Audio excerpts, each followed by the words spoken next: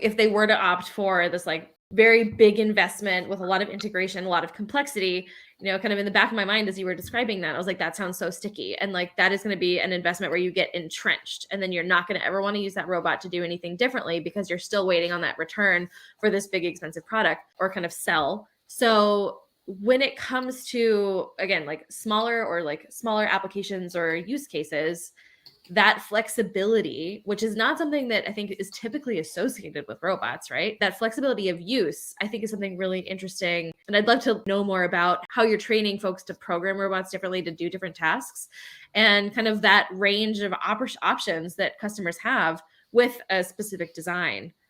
That was a very nebulous question, but it's really interesting to kind of dive into the flexibility that like robots have. They're designed to do one task, and they're designed to do it. It's high volume, low mix for traditional robots, and it requires a fence and it moves very fast. With cobots, it's a bit of a different game, because now, depending on your risk assessment, right? You still have, like, just because it's a collaborative robot doesn't mean like, oh, it's just safe. Because if it's wielding a machete or a blowtorch.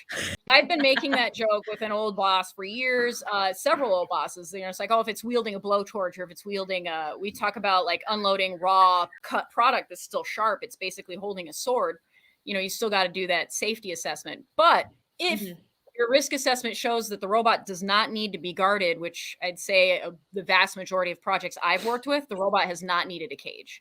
So those robots become very easy to redeploy, because you don't have to pick up this whole fence and carry the fence along with it. You can just do light curtains or area scanners or whatever, which basically take the robot on a wheeled pedestal and drop a few pins in the floor and move it to a new location, and it can do a whole new task.